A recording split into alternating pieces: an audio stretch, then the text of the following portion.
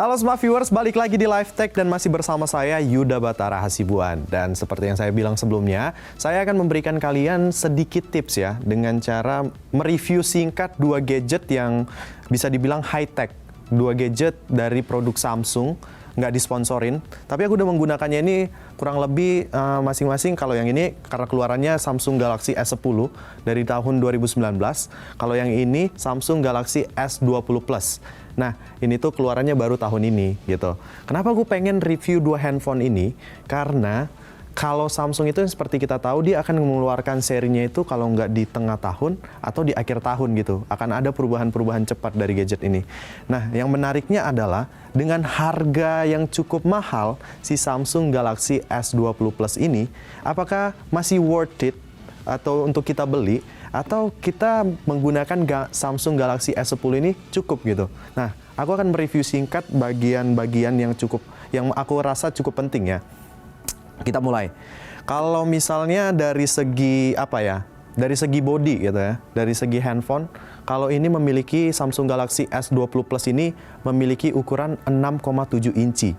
Terus dia memiliki 4 kamera, yaitu ini 4 kamera utamanya, yaitu 12 megapiksel itu kamera wide, 64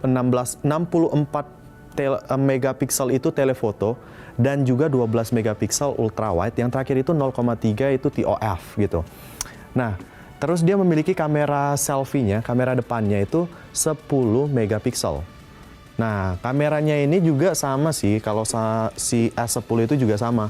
Kalau dari segi ukurannya, itu dia 6,1 inci, terus tapi cuman punya 3 kamera utama, yaitu 12 megapiksel yang untuk telefoto, 12 megapiksel untuk yang wide angle, terus 16 megapiksel untuk ultra wide-nya. Dan kalau kamera depannya atau selfie kameranya itu cuman 10 megapiksel. Terus kalau untuk baterai, nah baterainya itu kalau yang S10 ini 3400 mAh. Dan dia bisa kalau aku menggunakannya ini kurang lebih berarti udah setahun lebih ya. Itu sih bisa 1 harian dengan 3400 mAh. Begitu juga dengan kalau Samsung ini kan baru kan yang S20 Plus ini. Kalau ini baterainya itu 4500 mAh. Terus aku juga lupa kalau layarnya itu adalah kalau yang si Samsung Galaxy S20 ini mempunyai kapasitif Dynamic AMOLED 2X atau rasionya 20:9. Itu layarnya. Kalau yang si S10 ini, dia itu mempunyai Quad HD Plus Curve Dynamic AMOLED, rasionya itu 19,9. Dan dia di sampingnya agak sedikit curve. Nah, ini perubahan dari Samsung yang yang awalnya cukup mengganggu menjadi tidak mengganggu gitu. Jadi cukup ada perubahan yang cukup major gitu, nggak cuma minor gitu. Terus kalau misalnya dari segi ini ya, video, kalau si Samsung Galaxy S10 ini, dia itu sudah bisa 4K. Dengan kamera utamanya udah bisa 4K gitu. Dan juga kalau si Samsung Galaxy S20 Plus ini, dia bisa 8K. Tapi yang jadi pertanyaannya adalah, 8K, apakah bisa benar-benar kelihatan 8K gitu. Sedangkan kita aja masih punya TV 4K gitu. Maksudnya, apakah kita butuh untuk ketajaman seperti 8K itu? Itu yang menjadi pertanyaan buat kita sih. Gitu. Dan juga kalau misalnya kita ngomong ini ya, aku juga lupa. Kalau misalnya RAM-nya itu 8 GB dan 128 itu untuk memorinya. Sama, keduanya ini sama. Tapi juga ada yang sampai 1 tera ya. Kalau yang seri 20, S20 itu, kalau yang udah ultra itu ada yang 1 tera gitu. Terus kalau misalnya untuk penampakan kamera, kayaknya kurang afdol kalau nggak aku tunjukin ya. Nah, ini adalah hasil-hasil dari bentukan-bentukan foto yang aku ambil menggunakan Samsung Galaxy S10 dan juga Samsung Galaxy S20 Plus ini. Dan juga menariknya, kalau kita berbicara tentang prosesor, yang paling penting itu kan prosesor tuh. Kalau Samsung Galaxy S20 ini mempunyai prosesor yaitu Exynos 9907 NM Plus atau octa-core. Nah, itu digadang-gadang sih sebagai yang cukup cepat ya. Tapi apakah Samsung berani mengatakan prosesornya itu lebih cepat dibandingkan Snapdragon? Mau nggak sih Samsung masukin Snapdragon gitu? Nah, kalau yang S10 ini dia punya Exynos 9820 7 nanometer.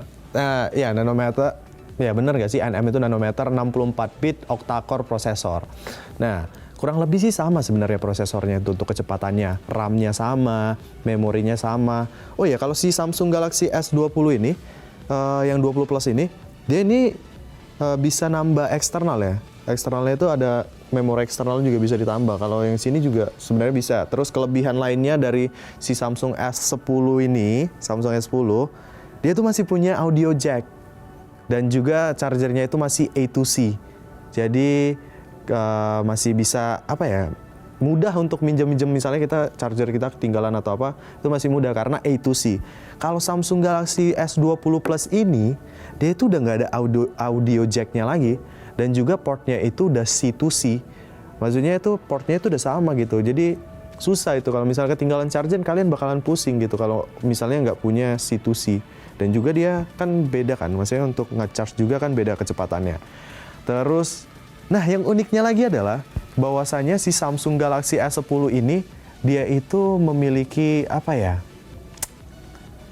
Mengatakan bahwasannya dia mempunyai prosesor yang bisa mengoptimisasi antara baterai, CPU, dan RAM.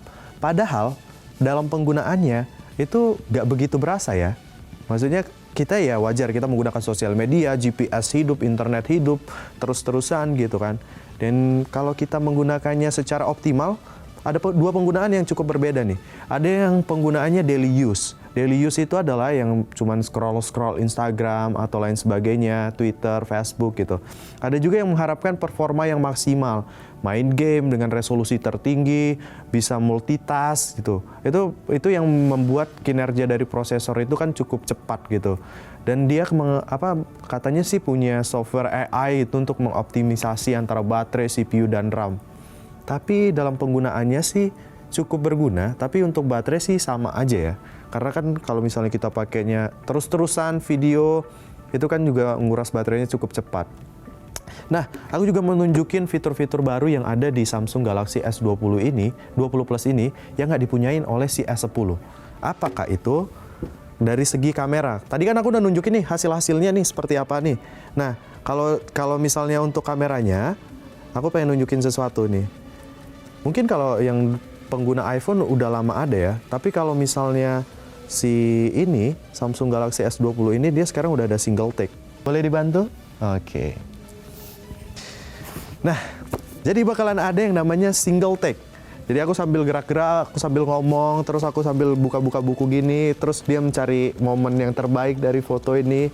Nanti akan bentuknya video, terus nanti akan ada hasilnya, apa ya aku bilang ya, dari potongan video dengan durasi yang sekian detik, dia akan mengambil beberapa. Ini udah kelar nih, jadi aku ambil dulu. Nah, hasil single take itu kayak gini nih. Jadi kelihatannya itu dia seperti ini. Aku kayak lagi ngomong, tuh. Dia bakalan ngeproses gitu. Nah, dia bisa menciptakan momen-momen yang dimana best moment dari foto kita lah gitu ya. Kita bisa pilih juga tuh. Ada pilihannya. Agak aneh sih sebenarnya muka gue di sini ya. Oke. But menarik gitu, menarik. Dan juga ada apa ya? Satu lagi yang pengen aku tunjukin, ada aku ke pengaturan, terus ke display, high rate. Ada namanya motion smoothness. High refresh rate-nya itu udah 120 Hz gitu. Kalau kita sekarang pakai yang 60 Hz ya. 60 Hz itu bedanya apa sih? Nih, kalian bisa lihat nih kalau misalnya aku lagi nge-scroll gini. Tuh, gini ya. Ini yang 60 Hz. Tapi kalau misalnya aku menggunakan yang 120 Hz, aku pakai yang 120 Hz. Coba aku play. Oke, aku balik. Terus bakalan seperti ini. Akan seperti ini tuh. Kelihatan nggak sih? Lebih smooth gitu. Nah, untuk kapasitas baterai yang nyampe 4500 mAh, itu bakalan nguras banget sih. Kalian itu bisa menggunakan, kalau aku sih, kalau misalnya penggunaan untuk, kita kan kalau menggunakan HP ini kan 90% itu cuma scroll doang ya. Dengan misalnya high refresh rate-nya itu kalian buat 120 Hz, itu akan sangat menguras baterai. Jadi kalau misalnya aku menggunakannya itu, Kalau pengen 120 Hz, tapi nanti aku pilih untuk yang screen resolutionnya itu cukup yang HD 1080. Nah kalau kalian pakai yang pengen nonton video dengan ketajaman dan keterangan warna yang cukup cukup tajam gitu, mungkin bisa menggunakan ini. Tapi penggunaan baterai kalian akan terkuras lebih cepat. Kalian mungkin nggak bisa seharian itu nggak nyampe seharian bakalan habis gitu. Nah, untuk harga ya, kita sebutin untuk harga nih. Karena kan aku pengen ngebandingin nih, kira-kira worth it nggak sih untuk membeli generasi terbaru dari Samsung ini? Kalau misalnya harga yang baru Samsung Galaxy S20 Plus ini, itu sekitar around 15 jutaan. 15 jutaan untuk harga baru. Tapi untuk harga secondnya, aku belum nyari sih, karena ini kan masih baru banget keluar. Jadi pasti ada, cuman belum tahu harga pastinya berapa gitu. Kalau yang Samsung Galaxy S10 ini, kalau kalian cek di samsung.com, mungkin udah nggak ada harganya lagi ya, karena nggak diproduksi lagi. Dan dia itu memiliki harga itu 11 juta kalau yang harga barunya. Dan kalau misalnya kalian beli yang harga secondnya atau yang bekasnya, itu di angka sekitar 8 jutaan. Itu kalian udah dapat 8 jutaan. Nah, untuk skor Antutunya Samsung Galaxy S20 Plus ini memiliki skor Antutu sekitar berapa itu? 514.325. Kalau untuk yang Antutu S10-nya ini, itu tuh 409.772. Jadi ya wajar aja sih Samsung Galaxy S20 Plus ini lebih tinggi dengan berbagai spek dan juga perubahan yang cukup major. Tapi untuk worth it-nya, aku lebih milih Samsung Galaxy S10 untuk daily use. Karena aku misalnya pengguna yang karena kebanyakan main sosial media, kamera juga nggak berbeda banget gitu ya. Nah, sekian mungkin dari aku yang bisa ngasih review singkat ini. Dan akhir kata saya Yuda Batara Hasibuan beserta seluruh kru yang bertugas. Pamit undur diri dari hadapan Anda. Terima kasih dan sampai jumpa.